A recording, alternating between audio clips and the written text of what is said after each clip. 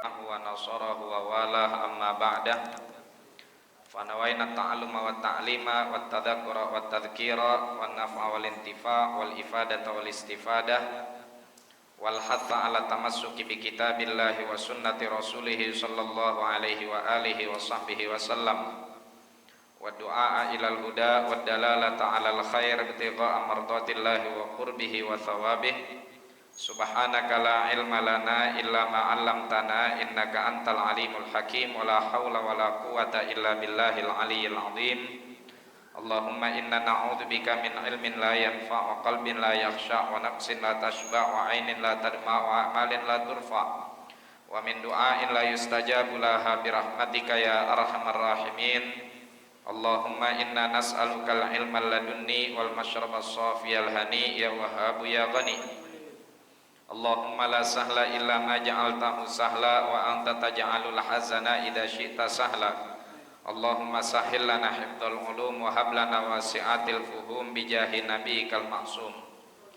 Jamaah kaum muslimin wal muslimat rahimakumullah. Alhamdulillah, kita bersyukur kepada Allah Subhanahu wa taala atas segala anugerah, taufik dan juga inayah darinya untuk kita sama-sama melanjutkan mudzakarah kita pada kitab Asy-Syama'il Muhammadiyah yang dituliskan oleh Al-Imam An-Nabhani rahimahullahu ta'ala rahmatal abrar. Alhamdulillah, pada malam hari ini kita melanjutkan mudzakarah kita pada kitab tersebut yang masih pada Al-Faslu Tsani fi Asma'ihi Syarifati, pada nama-nama Nabi Muhammad sallallahu alaihi wa alihi wasallam. Jamaah sekalian yang dimuliakan oleh Allah, alhamdulillah malam ini hujan-hujan dan sebagian jamaah juga pindah ke SGBK. Lagi pada nonton orang kita ngelawan orang Jepang, Tsubasa ngelawan Unyil. Baik.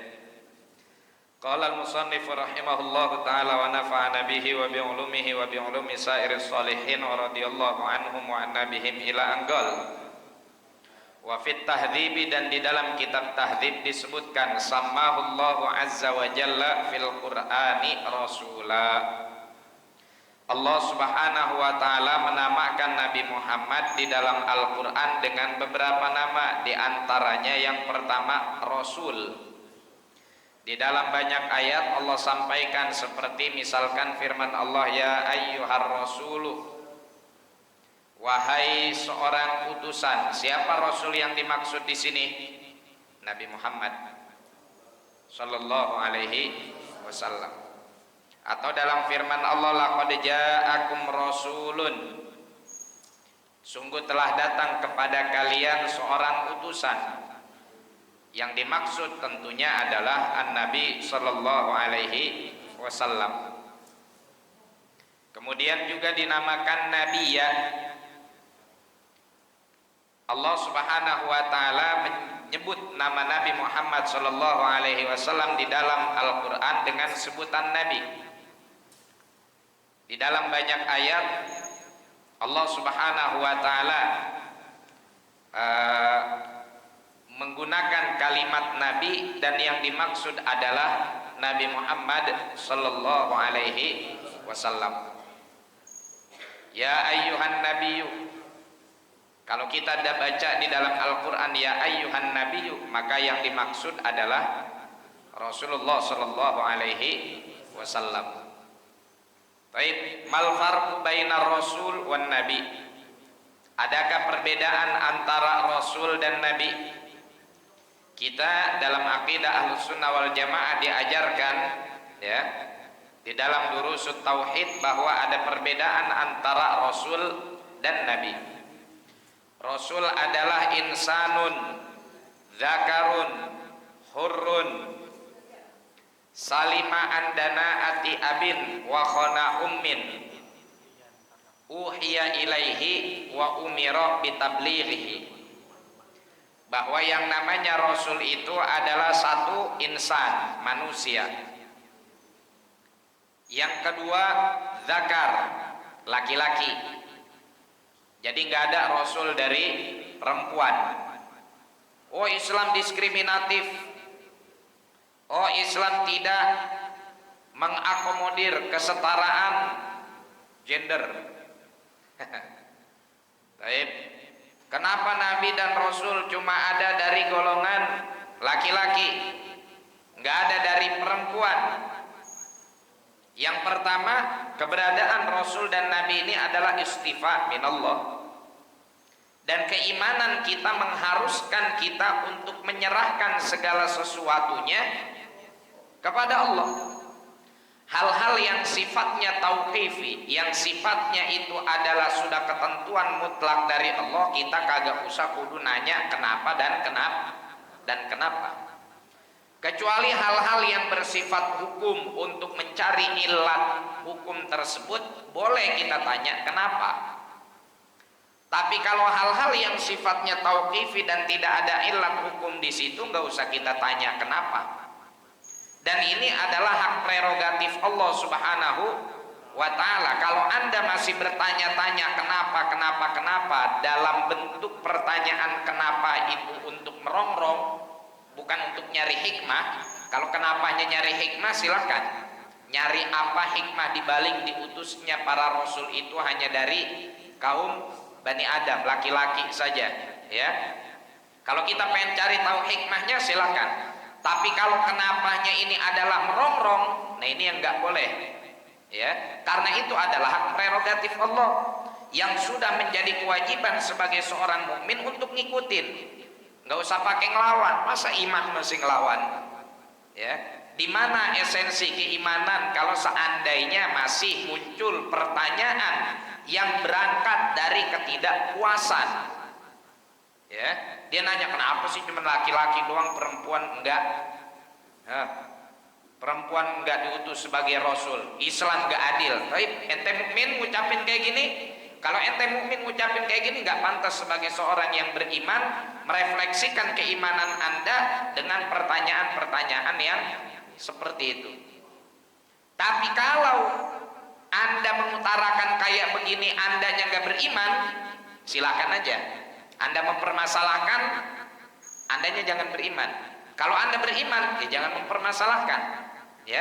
Karena inilah esensi dari keimanan. Maka lil mu'minin wala mu'minatin idza qadallahu wa rasuluhu amran an yakuna lahumul khiyaratu min amrihim.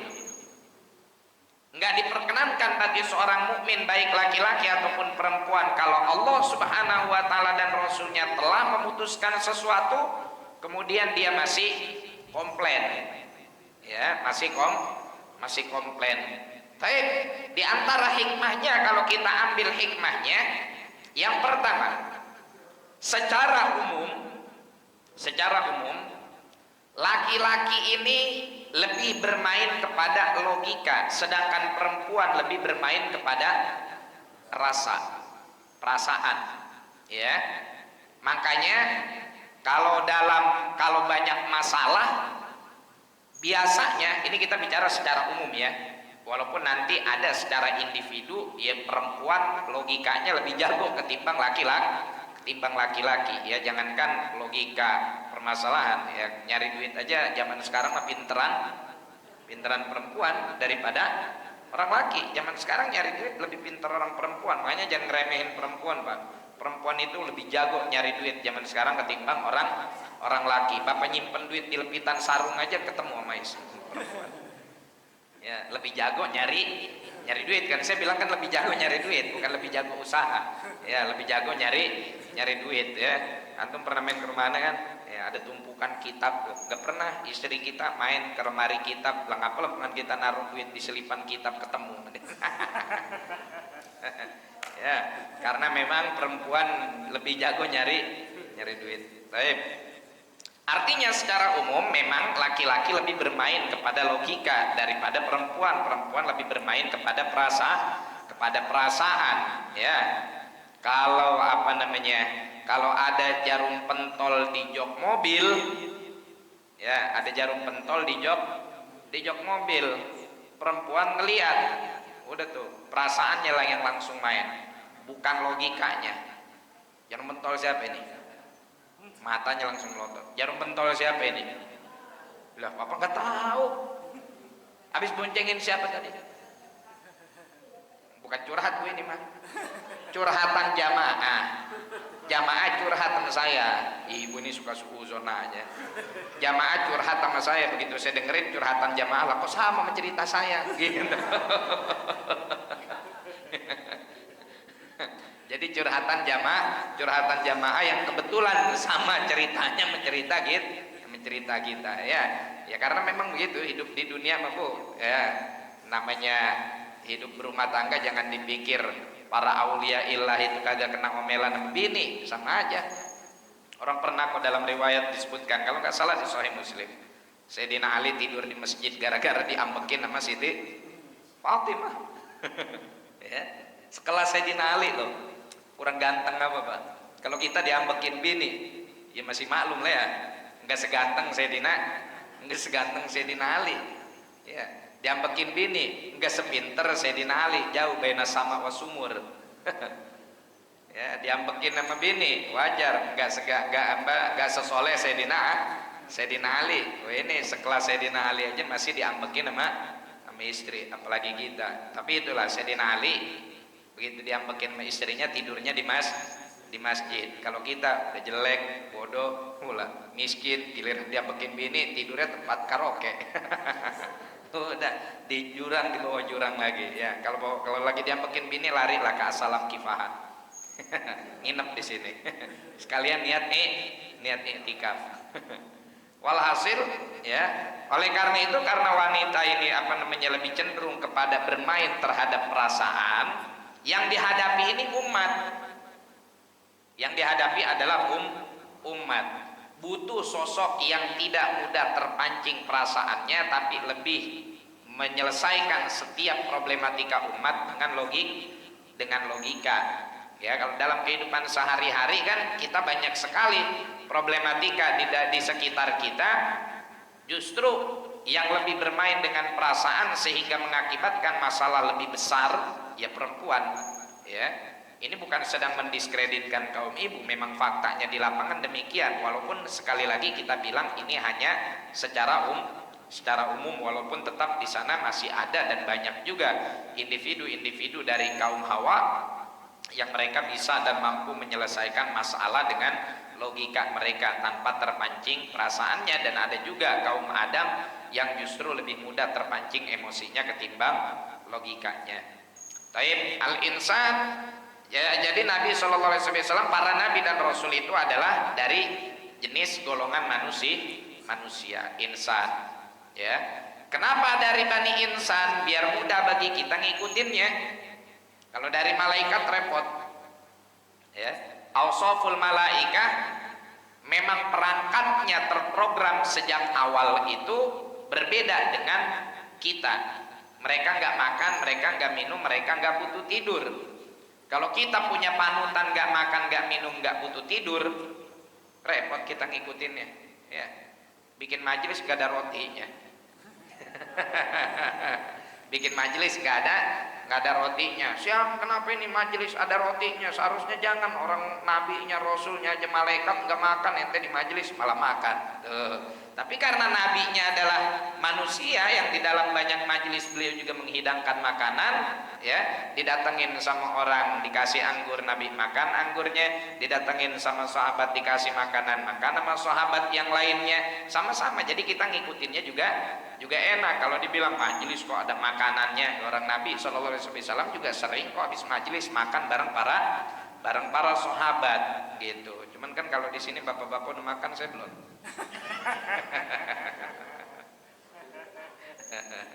Ya. Walhasil mudah bagi kita untuk mengikuti karena min banil insan. Ya. Insan dakar hur, merdeka. Rasul dan nabi ini sama, harus dari orang yang merdeka, bukan dari budak. Yang juga leluhurnya bukan seorang budak. Jadi semua nabi dan rasul itu diri mereka adalah sosok-sosok yang merdeka dan tidak pernah terbelenggu dengan jerat perbudakan, ya, dengan jerat perbudakan. Insan dakar hur, ya, salima min dana ati abin, selamat dari kerendahan status leluhurnya dari jalur ayah. Status apanya? Satu, status keimanannya. Yang kedua adalah status biologisnya. Artinya apa? Nggak ada yang namanya leluhur para nabi itu orang musyrik, nggak ada. Dan kita udah jelaskan di tempat ini kalau nggak salah tentang makna wa makana istighfaru Ibrahim an abi, tentang ayahnya Nabi Ibrahim, Azar, ya. Udah kita jelaskan di majelis ini bahwa Azar itu siapa? Paman. Ya, alhamdulillah. Berarti bapak-bapak masih ingat. Ya, Azar itu adalah pamannya Nabi Ibrahim, ya, bukan ayahnya, ya. Karena ayahnya, kalau ayahnya Nabi Ibrahim itu Azar dan dia musyrik, ya berarti Nabi Shallallahu Alaihi Wasallam, Nabi Muhammad punya leluhur musyrik dong. Karena Nabi Shallallahu Alaihi Wasallam lewat jalur Nabi Ibrahim, ya. Kalau leluhurnya musyrik, berarti bertentangan dengan nas Qur'ani dan juga nas hadis dari baginda Nabi Shallallahu Alaihi Wasallam. Ini yang pertama, suci status keimanannya. Yang kedua, status biologisnya. Artinya apa? Nggak ada leluhur Nabi baik dari jalur ayah ataupun jalur ibu yang melakukan perzinahan. Semuanya membangun rumah tangga mereka dan menstatuskan hubungan suami istri mereka dengan cara yang halal dan masyru', disyariatkan. Baik, pertanyaan, bukankah ayah Nabi dan ibu Nabi itu hidup di zaman yang belum ada syariat? Disebut ahlil fatrah toh? Yaitu ayah beliau Sayyidina Abdullah dan Sayyidatina Aminah hidup di zaman fatrah. Gimana itu nikahnya? Nah, proses nikah yang dilakukan oleh Sayyidina Abdullah dan juga Sayyidatina Aminah itu dengan syariat yang seperti dilakukan secara turun-temurun yang tersambung kepada syariat-syariat sebelumnya. Karena nikah ini adalah syariat yang sudah ada sejak zaman dulu, yang rukun syaratnya nggak jauh berbeda. Oke? Ada yang namanya wali, ada yang namanya saksi, ada yang namanya mahar. Perbedaan yang ada sekarang itu hanya boleh kita sebut sebagai khilaf lafzi di madhab nih. Kayak misalkan gini, saya kasih contoh. Di dalam madhab Malik, Al-Imam Malik bin Anas, nikah itu nggak wajib ada saksi, nggak wajib.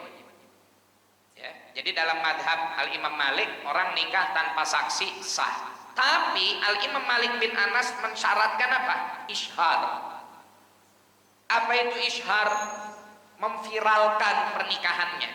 Walaupun di akad itu nggak ada saksi, tapi kudu banyak orang yang tahu dia ini udah nikah.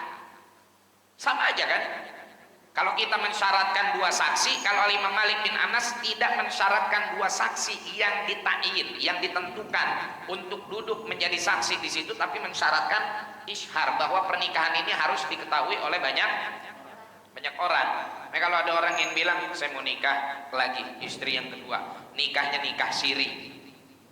Nah, nikah siri nggak pakai saksi, ngikutin madhab Imam Malik. Loh, nikah siri nggak pakai saksi ngikutin madhab Imam Malik. Bagaimana orang Imam Malik mensyaratkan ishar, mensyaratkan harus dibikin orang itu pada tahu kalau ini adalah istri Anda, yang nggak jadi siri. Kalau udah diisharkan yang nggak jadi siri, ya kan? Jadinya ketahuan. Ya, itu bukan siri doang. Kalau udah ishar begitu, udah pakai kapur megambir. Ya kalau siri doang nggak kelihatan. Kalau udah pakai kapur megambir kan jadi merah. Kelihatan kalau dia habis nyiri. Ya. Nah, jadi syariat pernikahan ini memang sudah dari dulu maklum, diketahui dari syariat-syariat sebelumnya gitu. Ada khitbah, kemudian ada saksi, ada wali, ya, dilakukan yang namanya kalau bahasa kitanya hajatan atau walimatul ngurus. Dan ini adalah cara yang dilakukan secara turun-temurun dari syariat-syariat sebelumnya yang kemudian ditetapkan oleh Nabi Muhammad SAW dengan yang tata cara yang kita ketahui sekarang. Artinya yang kita praktekin sekarang itu juga yang dilakukan oleh umat-umat terdahulu. Ya, ada istilahnya sigo, ada akad, ada angkah tuka, ya, ada mobil tuh, nggak asal main bawa lari aja. Dan di zaman jahiliyah ada kurang lebih sekitar 4 jenis pernikahan. Yang satu ini yang dilakukan oleh para umat-umat terdahulu secara syariat yang kemudian dibenarkan oleh Nabi Muhammad. Yang 3 ini yang kemudian dibatalkan.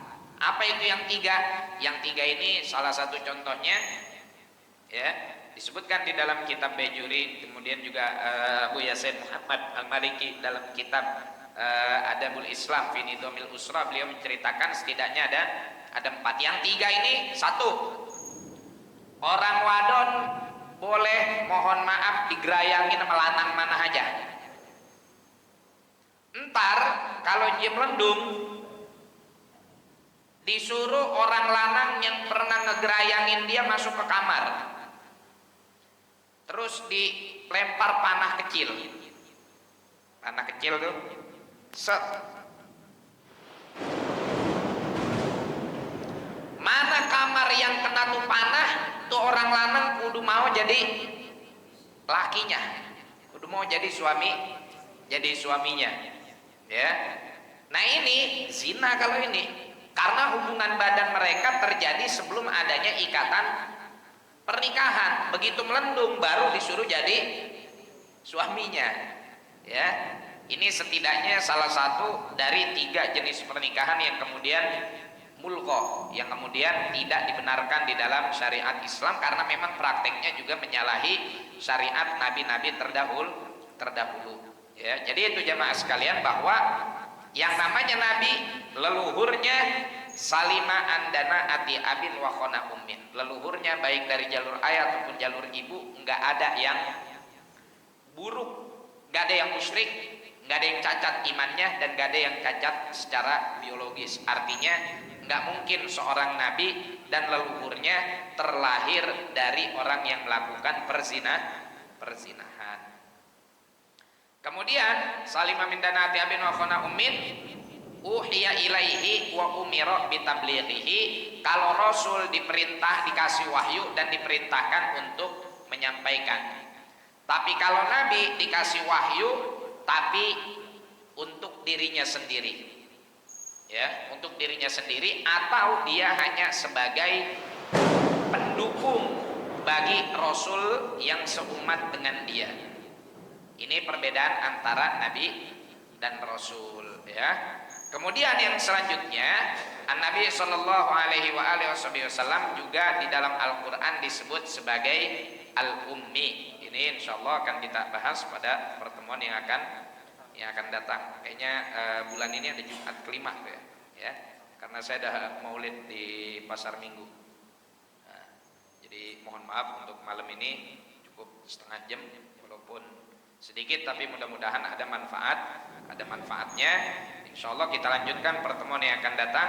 Kenapa Nabi disebut sebagai ummi dan kenapa Nabi disebut sebagai syahidan, basyiran, nadhira, insya Allah akan kita kupas satu persatu. Mudah-mudahan sehat walafiat, panjang umur, berkah rizki, utang lunas. Waduh, banyak yang punya utang berarti ini. Sehat walafiat, amin ya rabbal alamin. Ala hadhihi niyya wa kulli niyatin shalihah ala hadratin nabi sallallahu alaihi wasallam bisirril Fatihah. A'udzu billahi minasyaitonir rajim. Bismillahirrahmanirrahim. Alhamdulillahirabbil alamin arrahmanir rahim maliki yaumiddin. Iyyaka na'budu wa iyyaka nasta'in ihdinas siratal mustaqim siratal ladzina an'amta 'alaihim ghairil maghdubi 'alaihim waladdallin. Amin. Subhanakallahumma bihamdika asyhadu an la ilaha illa anta astaghfiruka wa atubu ilaik. Wa afu minkum. Assalamualaikum warahmatullahi wabarakatuh. Waalaikumsalam warahmatullahi wabarakatuh.